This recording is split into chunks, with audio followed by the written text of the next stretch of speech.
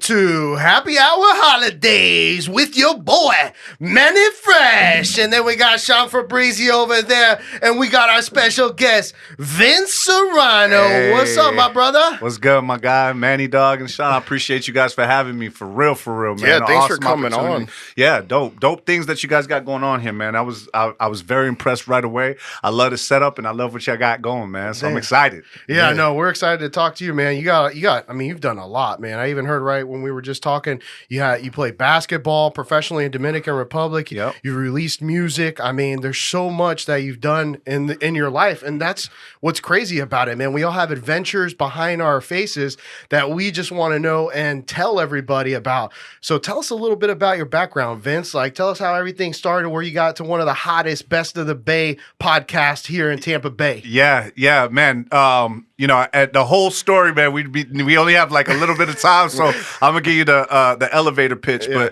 But basically, I was born in New York, came here in 1999. Grew up in Tampa, learned how to kind of like hustle and be a man out here.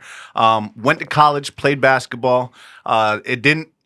College didn't work out. My attitude, I still had that kind of like poverty mindset. Mm-hmm.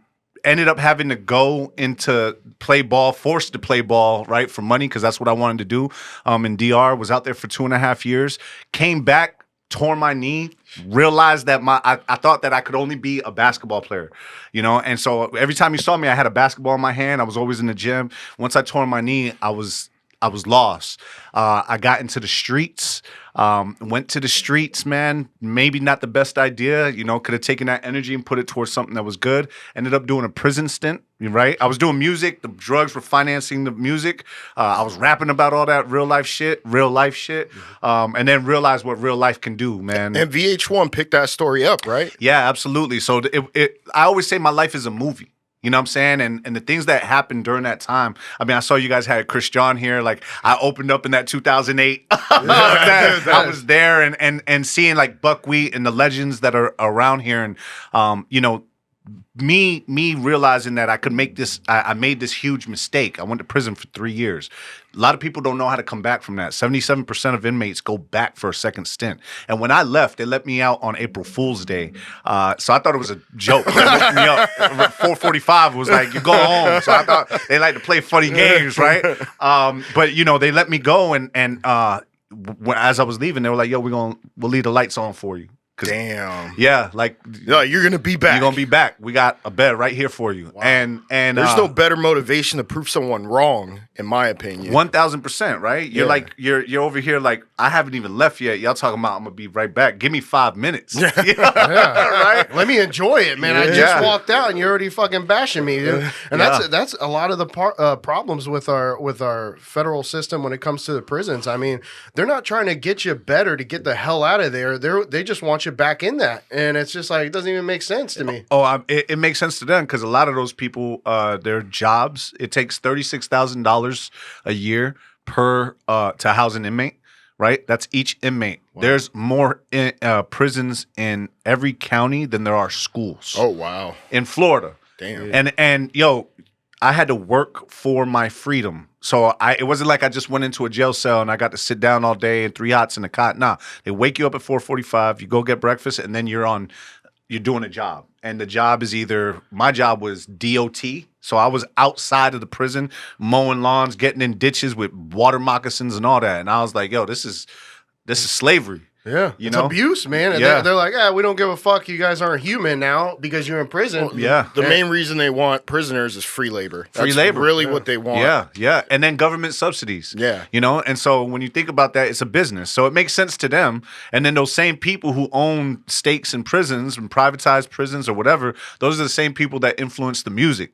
Oh, shit. Yeah, because, think about it. What they're pushing, right, during that time, all I knew was Pac, Jeezy, Ross, Biggie. those people. But when I was hustling, with Biggie and them, I was more of a teenager. Pac, I was more of a teenager. I like Pac, man. Right? I used to get blunted to Pac all the time driving around when I was in high school. So I know that shit was Ballad of a Dead Soldier. I love that. Right. That was moment. Revolutionary stuff Pac is teaching you, right? Which they moved away from that later on when it was trap or die, when it was thug motivation, when it was hustle, right? So all they're doing, you're starting to see these, these trappers, right? These rappers who are talking about kilos and drugs. So we're influenced by that. First thing we do is go pick up a pack, right? What's a pack? Drugs. Oh, drugs. Yeah. There's simpler words. Right. Drugs. Yeah. And so that's what we do. We go pick that up, right? Because that's what the music is influencing. Now, look. I bet you those same people got stakes in medical stuff because now they were pushing drug use. Yep. The vaccine. Yeah. Well, just not even that. Like perks, Molly, Adderall, all that shit. Remember, like all this stuff. It went from you trapping to now you being a drug user. And a drug seller, actually. Yeah. What you're talking about, perks, Vicodin, everything. Right. And the kids are hearing it, and they're like, you know what? Maybe we should just make more. Big Pharma's thinking this to themselves. We should make more because now we got all these users out there. It's the legal way to get people addicted. Absolutely. Honestly. Absolutely. And so now you're sitting here thinking like, yo, music is a number one influence in people's lives. Like, yo, you're not.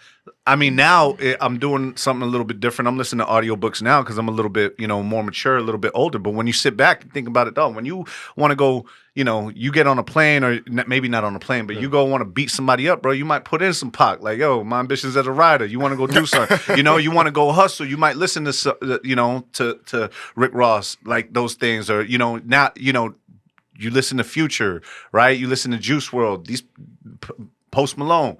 People talking about doing shit that what I'm saying, like relaxation, but it be on the perks, it be on the on the drug, on the prescription pills, like you said, Big Pharma. And so me learning that the music is influencing people, I need to take a kind of step back and realize like, yo, what kind of person am I doing? Because when I was rapping about that drug shit, people was following me sometimes into death.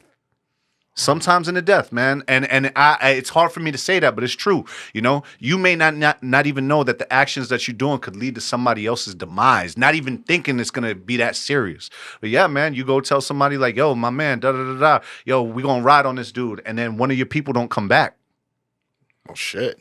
That it opens your eyes on what's real and what's not, and that's somebody's mother, brother, father, some uncle, you know what I'm saying? And life is too short for that. Yeah. And so I started realizing in that 3-year stint that when I come out, I wanted to be something different.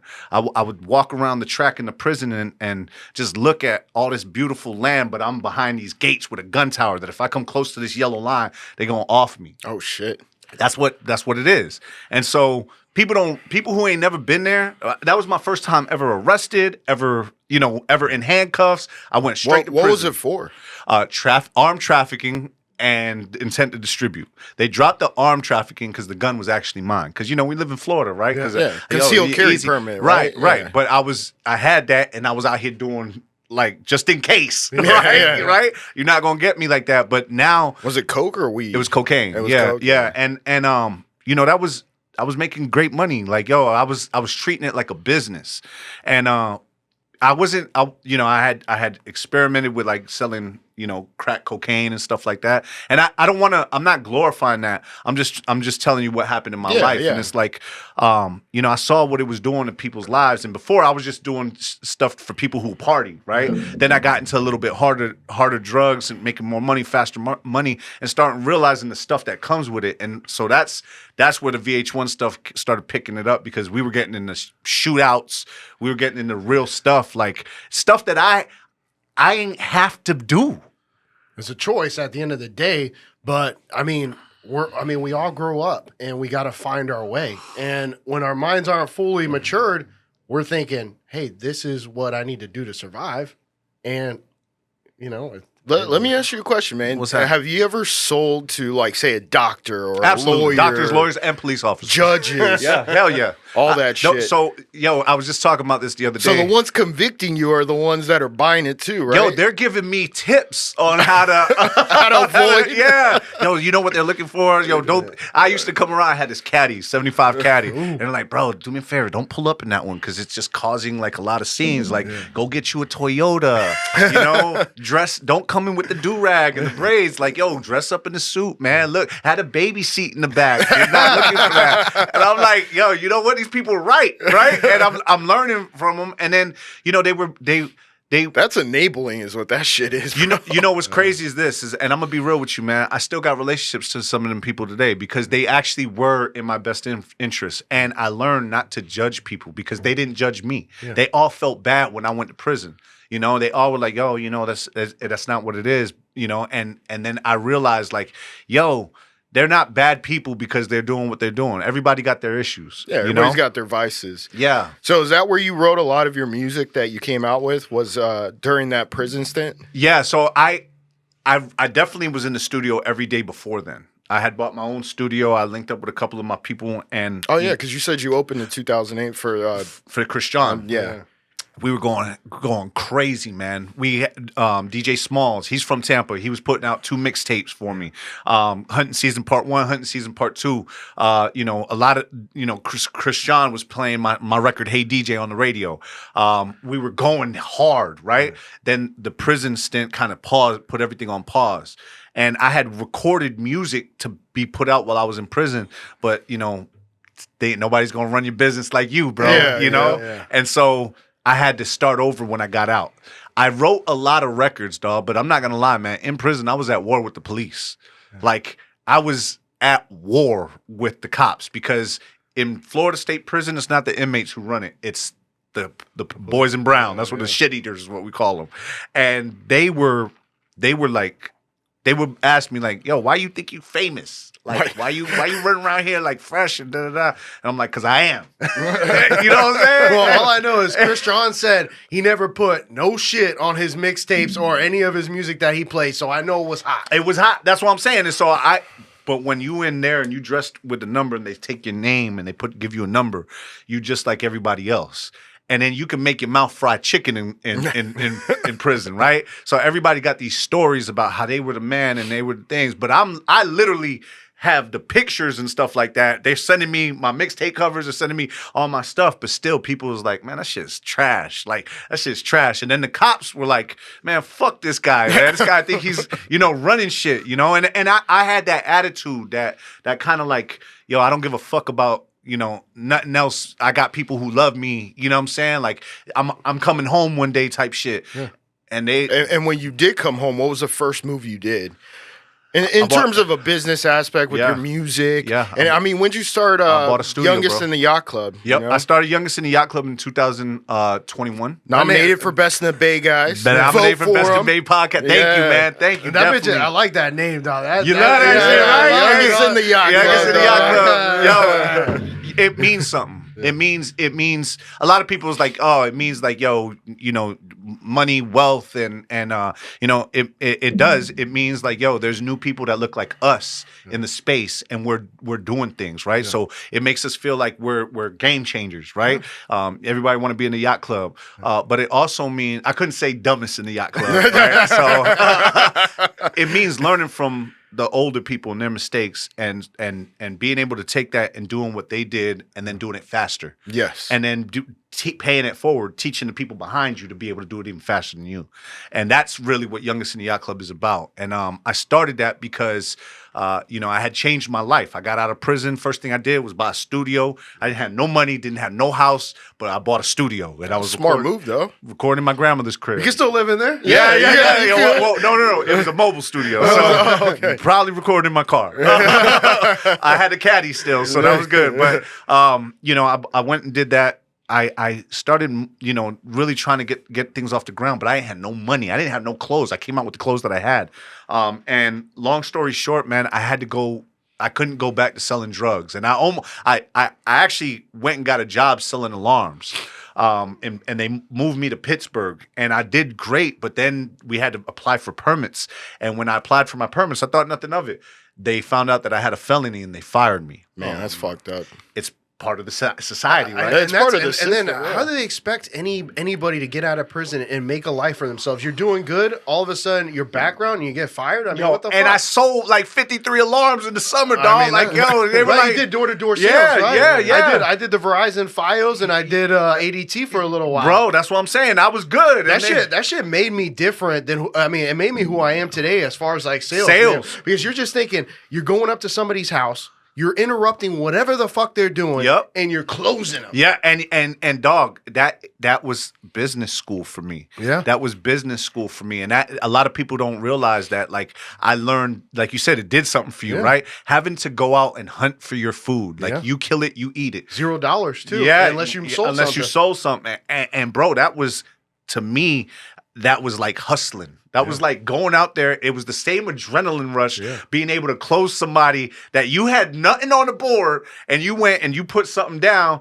got paid a good amount of money. It was good, man. When they took that from me, bro, right? And they were like, yo, the manager was like, bro, we like you, man, but like they're telling us to fire you, so work under somebody else's name. And I did that for 2 weeks. I worked under my boy's name, and then he had some issue with his baby mama. They froze the account, and my money got locked up. I was like, man, fuck this shit, man. And I went and I went back to selling drugs. I went to sell weed though. Yeah. Because weed is a little bit. Well, weed's okay in my opinion. Yeah, Right. yeah. But it was still illegal, Yeah, right? so- In 2015, it was still illegal. 2014, 2012, 2014. That's how the VH1 shit popped off, because now I take everything. Like, a lot of people don't know this about me, and it's a great thing, but it's a bad thing. People think I'm a nice guy, right? I'm a good guy, yo, he's cool, all that. But then if you get to know me, right? And I'm not saying I'm not a good guy, but the level of commitment that I have to doing shit, people don't understand that you have to respect that. And if you don't respect that, I'm not fucking with you. I'm not, and that's anything that I go, it's like you have this podcast today, right? You guys put all this effort into making this shit, bro. And then somebody comes in and kind of like, yo, I don't give a fuck about this shit, bro. I was like, yo, Yeah, pretty much. Yeah. fuck you, bro. What are you doing? You know what I'm saying? And you, I mean, I feel you on that, but you know what? Honestly, Vince, the biggest thing that I've learned, our strategic advisor for our business, he was buying a Rolex, and the guy at fucking Mayors was just telling him, most of the people that buy these watches, they're basketball players, they're football players, they ain't no regular average Joe like you. And I'm like, bro, why the fuck are you taking that shit? And he goes, because I'm above them. I don't need to get worked up. for sure. Let them be miserable. I'm just going to keep it cool. Absolutely. It makes me feel like I'm doing better than they are. And sure. to that point, we'll get right back and like, comment, and subscribe.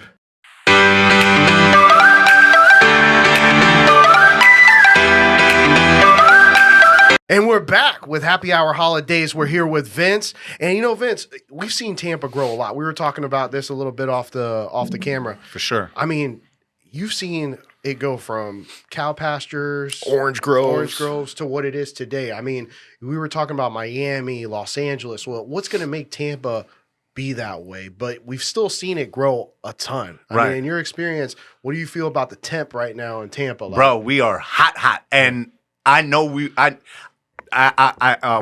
talking about like, yo, why is this place not like Los Angeles, San Francisco? Oh, it's getting there. And I know because of the neighborhood that I grew up in Tampa. So I grew up in Tampa Heights, right? In 99, Tampa Heights was the hood. Like, we're a hop, skip, and a jump from Robles. We're right by downtown. The trolley station, the old trolley station, boom. It's grass, Blake High School. You got West Tampa projects, all there. Fast forward to today, yo, the people that are walking around Tampa Heights today would not be walking around in 2002, 3, 4, 5, right? It's gentrification at its best. And what's crazy is this, right? I see it because when we were coming up, yo, when you got money, you moved to Brandon. Yeah. Well, I think that was the lie that we were told. Yeah. We sold our houses in the city, right, for cheap. Right? And then we moved to Brandon. Well, what they did was they just relocated the hood.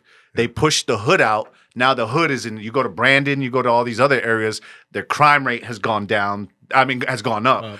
The crime rate in the city has gone down. Now the bus depot is Armature Works. They put where West Tampa projects are off of Main Street, right? Now there's leasing like luxury homes. Yeah. Tampa Heights, the bus depot, the Blake High School is like a great school now. And it's like you're starting to see like the changes. And, you know, I love it because, you know, me and my girl like doing new things, right? We always want to see, you know, me and my wife, we want to see new things. And we love to see the city growing.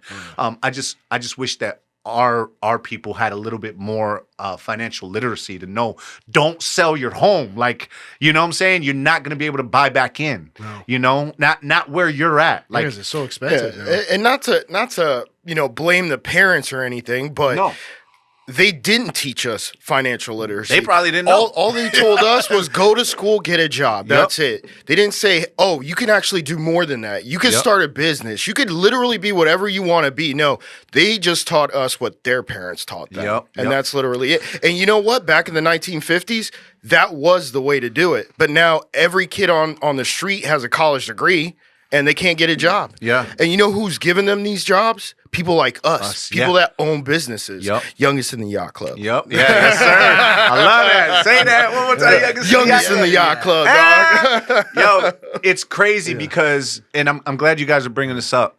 Yo, you have to be that one that's going to change the lineage of your family. He always says that. You got to be, bro. You got to change your family tree. You do because, like, my grandmother came from poverty. My mom came from poverty. Their people came from poverty. So who was going to be the one to actually, they're trying to make it. They have that survival mentality instead of that thriving mentality where it's like, yo, I can get at a high level. Like, we can do this. We can make this thing happen. It don't matter where I came from. I'm not going to be a product of my environment. I'm going to make my environment be a product of me. And that mindset shift, that abundance mentality, these are books that I've read in prison. You know, Awaken the Giant Within, How to Win Friends and Influence Other People. That's a great book. You know, Above the Line, Lessons in Leadership. All these like leadership books that self-development books that have taught me like, yo, I'm not just a Latino kid from fucking Tampa that's, you know, that's either going to be a, you know, my mom used to tell me you're going to be just like your dad. Well, my dad was he wasn't, and he gets mad at me. Right? He gets mad at me, right? Because he didn't get deported, but he can't come back to the United States because he got a case against him. And so he went, get a case when I was a baby. He was like, fuck that. He had a whole nother family and moved to DR. Damn. I didn't meet my dad till I was 14 years old. So my mom used to tell me, oh, you're going to be just like your father. You're going to be a hustler. You're going to be, and guess what? I was just like my dad. And then I realized, like, yo, I don't have to be what they tell me. I could be many things. Elon Musk, he's not just the owner of Tesla. The Boring Company, SpaceX, X right now. Like, yo, there's so many different things that he is, right? The solar company. Look, we got him right there, dog. You know what I'm saying? Like, he's getting high. Right? You know what I'm saying? So you could be many things in this life, and you will be many things in this life. All you got to do is keep living. You know who else said that? Les Brown, bro. Do you like Les Brown? Hell yeah, Les. And he said, seeing the little things, the memes, you know? And he's like, one's opinion of you does not have to become your reality. 1,000%. I'm the one.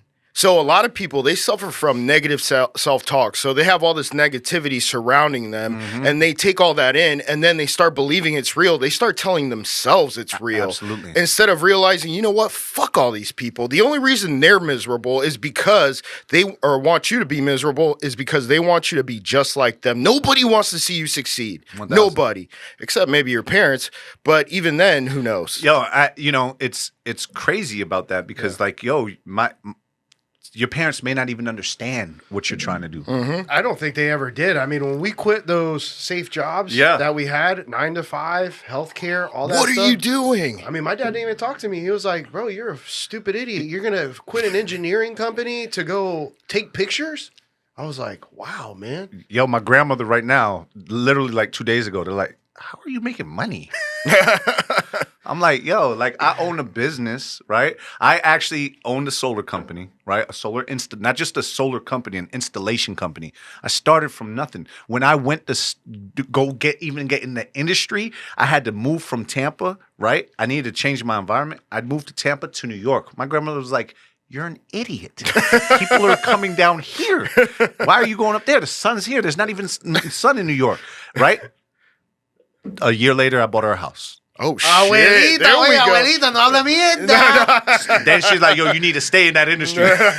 I changed the industry. Did you sell that business? I didn't sell it. I closed it down. The reason why I closed it down is because I didn't have faith in the industry anymore. And I'm going to be real with you. What year was that? I just recently closed it in 2020. I closed it in February of 2023. I owned it for 5 years. That was recent. Recently. And it was to focus on Youngest in the Yacht Club. And I want you to know what happened. COVID happened, material costs went up, and then so many people started rushing to the industry, right?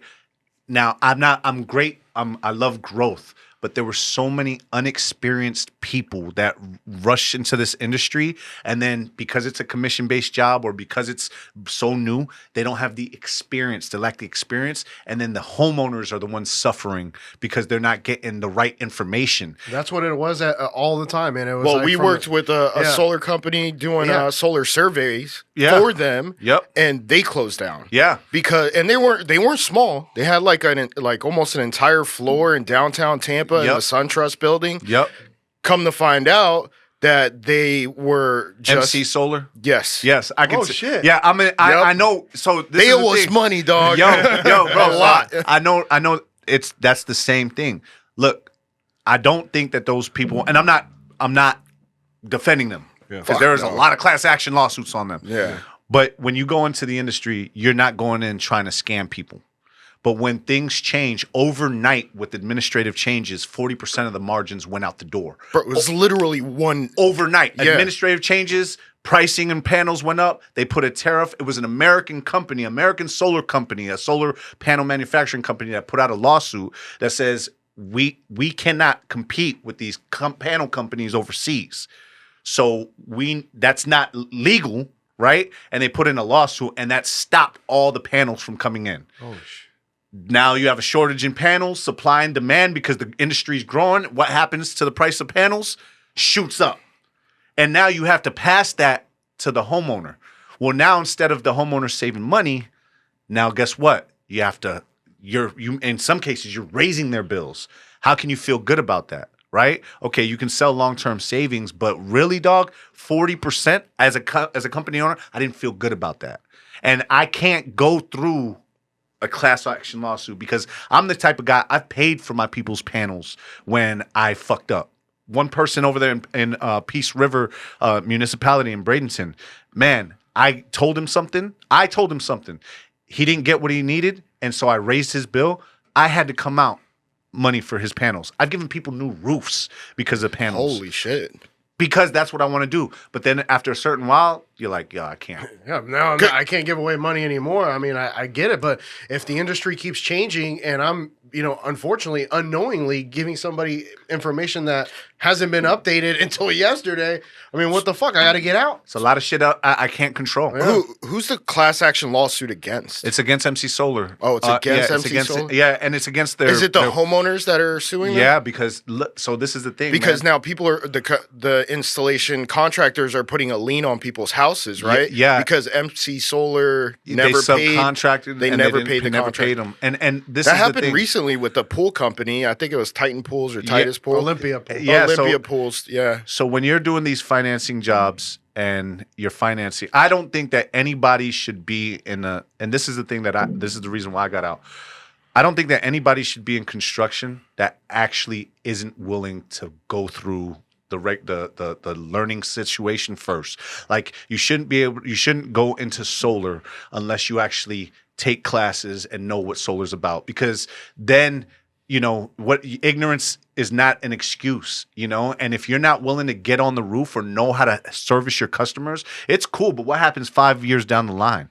And so I couldn't feel, I started the installation company to do it, to learn that, to make sure that my customers were serviced, because I was hiring these subcontractors, and then these subcontractors were growing so fast that now you have one crew. All right, you're getting so many jobs. Now you need 3 crews. Well, now you're doing so many jobs. What happens to the servicing? Somebody needs service. You can't even pull somebody off the thing to service their jobs. And that was like, the customers are yelling at me. And I'm like, yo, I'm sending my people over there to go fix these things faster than, these subcontractors. Yeah. And it's like, yo, there's a lot of things that are outside of my control. Youngest in the Yacht Club, I control all that. We do a podcast. That's the reason why I knew that anything that I go into it 135, 45%. Full commitment, baby. That's it. And I feel like people who aren't doing that, that's the reason why they fail. With MC Solar, and I don't mean to give them too much stuff, but I want to tell. No, give them as much as you want, dog. Yeah. I see. It's crazy. They fucked us, bro. Yeah, and they fucked themselves too. Yeah. Like growth happens, right? And if you're not prepared for it, shit can go down. And that's a fact. If you don't have a good foundation and you grow too fast, well, let's put it this way. Let's say you want to build a house and you don't pour a foundation, but you start building the walls. Well, when a hurricane comes by, the walls aren't anchored to anything. It's just going to fall over. Yeah. So you can compare the hurricane to growth and the lack of foundation. Boom, MC Solar folds. Yeah, I hate to do this, but it's the truth. You know the submersible that went into the Titanic? Yeah, yeah. It's like, okay. They were using like carbon fiber titanium or some shit like that. Well, the pressure. It's the pressure and at the depths that you're not really you may have gone down that to that pressure a million times, but once there's a little crack, that's it. Mm-hmm. I mean, I just think that. I mean, for being so rich, why the fuck do you want to do that? That thing didn't even look. That looked. I mean, I'd rather go into space. People were calling it a submarine. That shit ain't no submarine. That's like a plastic tin. Yeah, cup it's a soda can. All right, guys, you're going down. I feel like when you start getting a certain amount of money, you start wanting to create experiences, right? And you probably also feel invincible. Yeah, like and then I can't die. Yeah, you probably know you're gonna die. Like those people probably had good life insurances and good contingency plans. But what I'm saying is like, yo, if I go this way, then that's how it was meant to happen. You know, because that's how I started thinking when I started getting a certain amount of money. My solar company made 7 figures a couple years, man, and that's why when people are looking, and for people who don't know what 7 figures is, at least $1 million. Okay, it made 6 figures every single year that I was in there. We were on track to make 7 figures last year. Why didn't you exit it in terms of selling it? Myself and my partner. So I sold half of my company to a partner to get us licensed. That's when I started realizing the contractor life. That's when I started realizing that it ain't fucking easy. It ain't, and not that it ain't easy, but contractors have a certain way of looking at things. They have a certain attitude towards things, and some of that shit is like fuck it. I don't give a fuck, and I can't. I that's not the way I think. Yeah, and so. You know, when I started realizing that I sold my company to get us licensed, that was the beginning of the end. Because then our employees started to see that. We started attracting those kind of employees, and then we started going through those kind of situations. So you were working out in New York doing this? We were in 5 different states. So we were in. I started in New York. But then you came back down to Tampa, and you were still doing this. Yep. Oh, okay. Tampa, Rhode Island. Boston, New Hampshire, and South Carolina, and I was traveling. I was only home 6 days a month, bro. Oh shit! Yeah. Were you married then? I was not married. The last year, yes. So going through the first year, that's when I realized, like, yo, I got something great at home. Yeah. I'm over here leaving it for some bullshit, and then I didn't want to sell it because I didn't want to seem greedy, right? I didn't have faith in the industry. I didn't have faith in what was going on. Why would I sell it to somebody to go through those problems when I know it's not there? I don't feel good about that. Right. And that's why I didn't sell it. That's why we just closed it down. And our customers, the great thing about it is that the electrician that I partnered up with, he still is in the industry. So all my clients' stuff is still serviced through the same people who installed. He was actually the person that installed them for the 5 years that we had them. Oh, wow. So and he's still in the industry. So they're being serviced. So I felt good about leaving like that. I didn't feel good about like, oh, you sell it to somebody else and then they have to go through the bullshit you going through and then the customers are still going to call me anyway. Nah, I wanted to leave them with a good taste in their mouth. And then I just wanted to kind of like clean break and focus on the media. So you said that you started Youngest in the Yacht Club in March of this year, right? Yeah, I had the LLC since 2020. I trademarked the name. Because, you know. That's good. Yeah. This is really good. I still gonna go back. Youngest in the Yacht Club, man. Yeah. That shit is dope, man. Thank you, bro. Yeah, Thank and you guys got to listen to it. Check out his podcast. It's awesome, and it's got the best name in the Bay. And when we get back, Vince is going to tell us all about it. So like, comment, subscribe.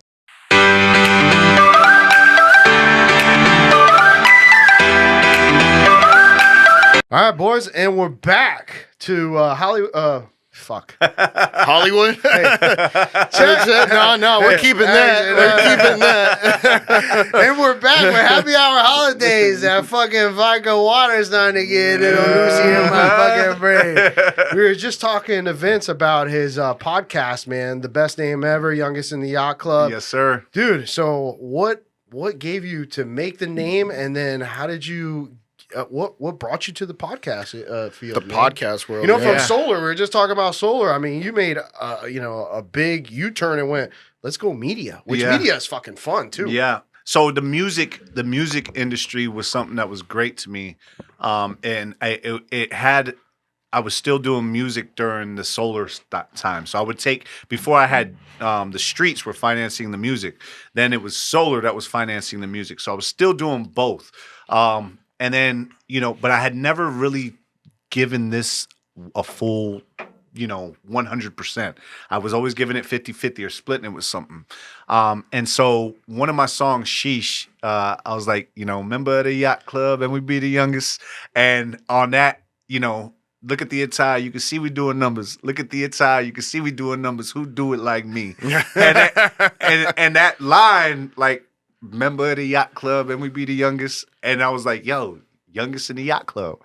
And when I said that, it was like, yo, that shit is fucking super hot, right? And I was like, yo, why I started analyzing, like, why is youngest in the yacht club so dope? And it's because it creates that idea of like, yo, everybody want to be in something exclusive. Everybody want that status symbol. But how do you do it though? And then I felt like I was a game changer. I felt like when people looked at me, at a certain time, they still do it now, they think that all the shit was given to me. They think that I came from money or something, right? They just, at one first glance, they think that I came from, silver spoon. Bitch, I came out of prison. Like I'm from the dirt. I'm from the gutter, dog. And like when you sit back and you're like, yo, why are these people? Because you elevated your status. And so I wanted to tell people like, yo, you can do this too. The only thing is that I realize is that not everybody, you tell 10 people, 9 people will do what you say, right? So it's exclusive. Only 1% is going to do what you actually say. That's a fucking fact. And that's why they do it. So I was like, okay, so we're going to create this exclusive club, right? And I'm going to make it a label. I'm going to start saying it. It's going to be in music. And then I was like, yo, I'm going to make it a t-shirt. I need merch, right? So I made it a clothing thing, right? Then I got the office and they had a podcast studio inside of it. And they were like, yo, what about, youngest in the yacht club? Like, yo, what about doing a podcast? And I was like, okay, but who we going to get? And then I started realizing, let's get the top entrepreneurs, in every industry and start rocking with them and just asking them about their journey because they making bread. Yeah. They'll give the game to the people. And youngest in the yacht club, I always say this on the podcast, youngest in the yacht club, they see the ship, they see the yacht, but they don't know the waters that you had to do, the journey you had to do to get there and how tough it is. And even in Wolf of Wall Street, man, my man had the yacht and then you saw what happened, right? Yeah. Right? Choppy ass water. Bitch, you know shit about chop. I'll chop your credit card. But dog, it's real life. Like even when you in that shit, you don't realize that more money, more problems. Especially if you ain't never had no money. Exactly. And so I wanted people to kind of understand, like, yo, learn from the top people. And then it went from just doing the podcast. We filmed like 30 episodes before we even put out our first one. We started shooting in November 2022, and then we put out the first episode March 31st of 2023. I wanted to get my feet in it, and I also wanted to make sure that I was going to give it 100% before I sacrificed my fucking company to go do this. And then I did it. My wife, it was a hard thing, man. My wife was like, "Look, I just don't see you in solar anymore. I see you in entertainment." You know, I mean, can you got agree the with personality, you got the look, baby. Yeah, I mean- and now we got the name. Yeah, the Yacht Club. Best of the Bay. Yeah. Go vote. Thank You got you. a link that they go yeah, vote they can at? go. Yeah, Best in the Bay. You go to Youngest City Yacht Club. Click the link in the bio, and it's right there. If you scroll up a little bit, and it's dope, man. So And besides this, I mean, you had Billboard top fucking 16. 16. Yeah. I mean, Yeah. fuck, iTunes bro. number 4. Yeah, iTunes number 4, Billboard 16. We you know, the biggest thing about that is that, you know, I'm big on manifestation, right? Before it was cool, right? Me and my wife did a vision board in 2019, and we put down some of the things that we wanted, right?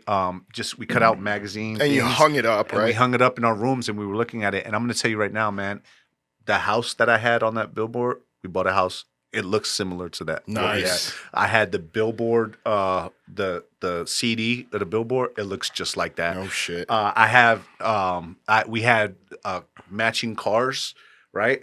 We ended up getting matching cars. You got his and hers? Yeah, his and hers. Like, I mean, just for the audience, I mean, Billboard and iTunes, I mean, this is the world. This isn't Yeah. like fucking a state. 50 million songs are put out every single exactly. day. So if you this is have one that huge, charts, man. right? And I mean, that's a top 10 and a top 20. That's no easy feat. Nah. It's extremely hard to do. You guys have had the legends on here on radio, and you know I was busting my ass since 2006 to get here, dog. So it's like, you know, you guys ask how old I am, and it's like, yo, I'm older. Why do you want to? You know, I'm 40, so why are you getting into it now? Well, this is why I started. It's not why you getting into it now.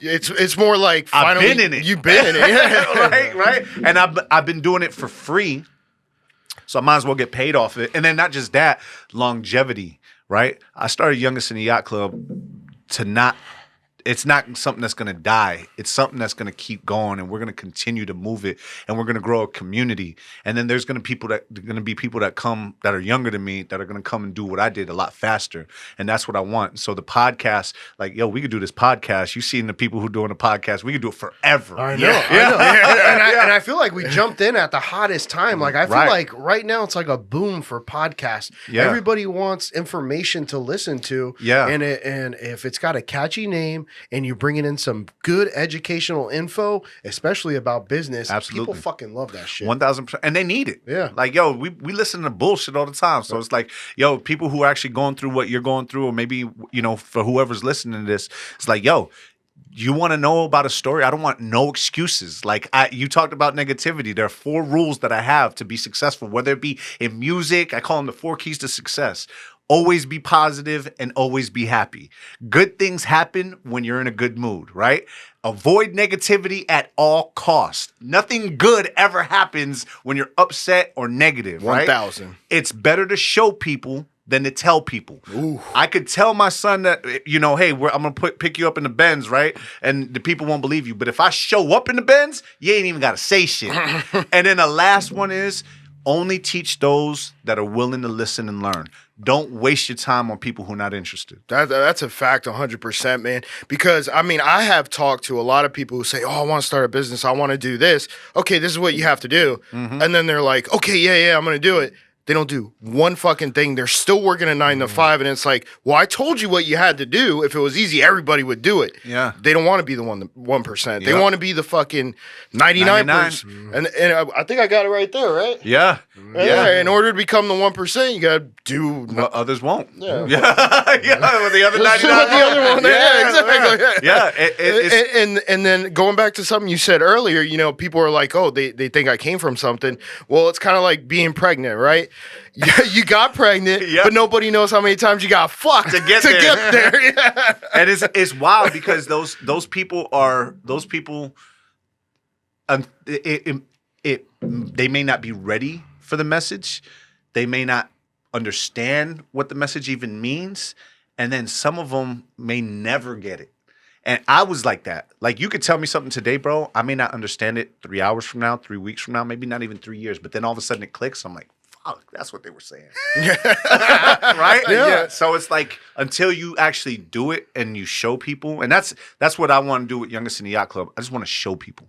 Like, I don't want to talk about it. I'm not trying to rap with you. Obviously, we're in podcast, right? And we're it's showing, but my actions speak for themselves, man. The words, they don't really mean anything. It's the accomplishments. And really, dog, I don't gotta announce my accomplishments, man. They announce themselves. Yeah, that's the problem I think with this generation, man. We got to announce every fucking time you do.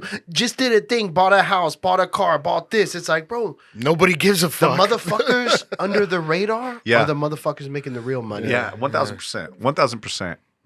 And you know, if you're doing shit, right? Joe Burrow said this, work in silence, you know? Work in silence, because people are going to be surprised with how much you've accumulated. And sometimes you just got, I look at it like right now, people are like, yo, you're all over the place. You're doing all these things. I put my head down. I go to work every single day. I'm consistent. You know, I've had so many people quit on me, but I've never quit on myself. And then when you look up, you got to realize, like, yo, it's okay to toot your horn. Like, yo, it's okay to say, like, damn, dog, look at what I've done, and be grateful and appreciate. I don't got to put it on the net. Yeah. But be grateful and appreciative, because I remember when I was sleeping in a cell and I was locked up in Santa Rosa on the show Locked Up, and I was in fucking going to war with the police 24 hours in a cell, only coming out 3 times a week. Damn, you know what I'm saying? That sucks. That's where you see how far I've come. Yeah, that's right. No, it came a fucking long way. See, Yeah. listen, and all to all the felons out there also, listen, you don't have to go back. Nah, You 1,000. don't have to go back. If you could turn your life around, Vince, anybody can do it. The thing is, you have to be willing to make the sacrifice, make the change. If you don't do it, don't expect shit to fall in your lap. Yeah. And also, don't revert back to what got you there in the first place, because it didn't work the first time. Probably not going to work the second time. Yeah. Yeah, you got to be smarter about the situations, man. And then the same energy that you put into something negative, if you put into something positive, it's going to be a lot easier. That's the biggest thing, man. Like, I realized that. It's like, yo, I was the same. I mean, you learned a principles. lot about business when you were doing it. Same but, I mean, principles, just dog. apply it to something legal. Yeah, that's it. And now, and bro, like, it's the same shit, right? I still got the Jack Boys. Right? There are people who are trying to steal your money, right? Right? There's people who are trying to steal. You still got to worry about the IRS, the police, Yep, right? yep, Right? yep. So you have to do things right, the right way. And then you now have to, the only difference is, like, I get to watch and focus on my business. I don't have to watch and focus on my back, right? Or what's behind me. I can look at what's forward. And that's the best part about, you know, I do think, yo, we're all Latin in here, right? Yeah, we are. Yo, we have an opportunity that maybe we wouldn't be offered at any other place, man. I lived in DR. You know, I don't know if are you guys? Our parents are from Cuba. Cuba? So Come on, I mean, they've lived in communism. You know? They came on not on a boat. Okay, Yeah. they didn't come on a boat. They flew here after the Castro regime transfer. So they came with nothing, a suitcase and the clothes on their back, bro. If they can do something with their life, if you guys could do, bro. The possibilities are endless. And then when you see all these people that come for money that do absolutely nothing, you're like, well, fuck, you had the advantage. And here we come. We're surpassing you now. Now you guys are going to be what they call just the 99%. Yeah. But that's what Vince said. The best thing I heard, it was you got to be 100% committed or 135% committed. If you're not committed, forget about it. Yeah. Because it's not about what you do every once in a while. It's about how many days you do it silently, back to back to back. Consistency is what's going to get you there. Yeah, well, 1000%. what was that quote that Les Brown said? He was like, or maybe it was Eric Thomas. And he was like, after Emmitt Smith won the Super Bowl, he was back in the gym training because he celebrated for like a minute. And then he was back to work, because success never stops. You know, failure is always right behind you. And you said, "Now look behind your back," but bro, failure's it's like right the there. little devil on your shoulder. So you got to just keep running forward. 1000. I mean, I think that's key right there. Vince, give the audience your last words. Yeah, I'm glad that you guys brought up like good people like Eric Thomas and Les Brown. I want to give you something from Tim Grover. He has a book called Relentless and a book called Winning. Oh, I've ever relentless. Yeah. And so yeah, that's a good. That was one. with D Wade, Yeah, right? Dwayne Wade. Yeah. The one called Winning is more about Kobe. And Michael Jordan. And I want you guys to kind of know something. It's like the road to winning always starts in hell. And how that works is this: you have to go through all this shit, right? Go through a billion things, right? All the way to get to the championship game. And then even when you win the championship game, right?